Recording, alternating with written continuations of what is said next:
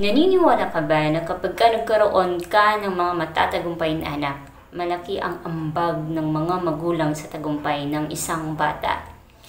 If you are interested in this video, then stay tuned.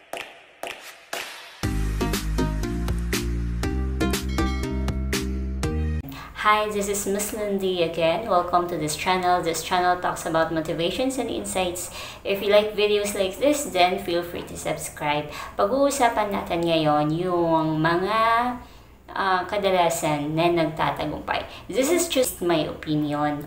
Kadalasan kasi sa mga nakikita ko or nababasa ko, kadalasan sa mga napapanood ko ng mga videos, kapag ka ang mga anak matatagumpay, yung bang matayog ang narating nila sa buhay, ibig sabihin napaka-optimistic ng mga magulang. Kasi napapanood ko, yung ibang magulang kapag ka nag-celebrate sila ng mga birthdays nila, kapag hinandaan sila ng mga anak, yung bang nakikita ko agad na number one talaga na personalidad ng isang magulang ay masayahin. Mararamdaman mo at malalaman mo na ang pagiging masayahin ng isang magulang ay hindi lang dahil sa pera. Makikita mo na yung bang natural na personality nila na alam mo na kahit lang sa maliit na bagay na maibigay sa kanila ng anak nila, kontento at napakasaya na nila. Sila din yung mga magulang na sinasabi nila na they don't ask much sa mga anak nila. Nag-aantay lang sila. Kung halimbawa magbibigay yung mga anak nila, then tatanggapin nila. But then, ang sabi nila, mas gusto daw nila na magbigay sa mga anak nila. And in return, based on my observation, kapag ka ganun ang mindset ng mga magulang, the more na magbibigay kasi the more na mamahalin sila ng mga anak nila. And sila din yung mga magulang na kadalasan naka-raise ng mga anak na well-mannered, naka-raise ng mga anak na obedient. Ewan ko lang ha, pero yun lang ang napapansin ko. As I've said, this is just based in my observation.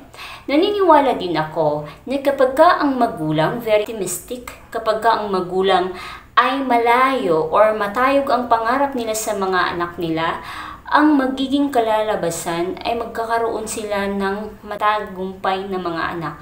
Or else, sila yung mga magulang na nagkakaroon ng mga anak na professional.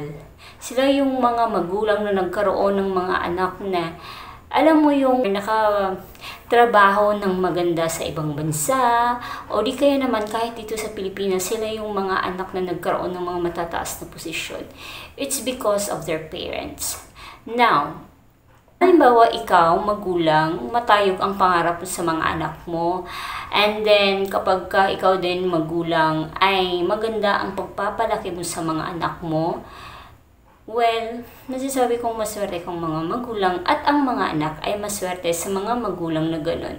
Kasi there are some parents na kapag ka, nung time na nanganak sila, iniwanan lang nila, pinabayaan nila. Although we cannot judge them kasi syempre hindi naman natin alam ang kwento. Pero may mga ganong magulang na iniwanan ang anak at yun, pinabayaan lang nila. But then, on the other hand, itong mga parents na nagkaroon ng magandang pananaw sa mga anak, yung bang etong mga magulang ay talagang sinuportahan ang anak, bahala na kung anong mangyari. Very touching yung mga ganong magulang. Appreciated ko din yung mga magulang na nakapagpaaral ng mga anak na alam mo yung hindi naman ganun kaganda yung estado nila sa buhay, pero sila yung mga magulang na very optimistic pagdating sa mga anak. And yun nga, ang kalabasan is nagiging matagumpay yung mga anak nila. So, yun. As a conclusion, kapag ka magulang ka na masayahin, or kapag ka magulang ka na very optimistic, kapag magulang ka na hindi magalitin, diba? Kapag ka magulang ka na very supportive sa mga anak, then nakukuha yun ng anak mo. So, as a result, magiging positive din yung resulta na pagsisikap ng isang magulang. So, kapag ka ang magulang ay maganda ang pagpapalaki sa anak, then yung bata, as a result, maganda din ang magiging trabaho sa hinaharap. It's because nagkaroon siya ng very supportive at very masayahin na mga magulang.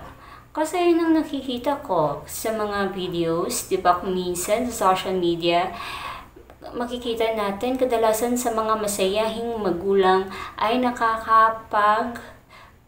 patapos ng mga anak nila. And then, by the time na pinayback sila ng mga anak nila, very happy sila.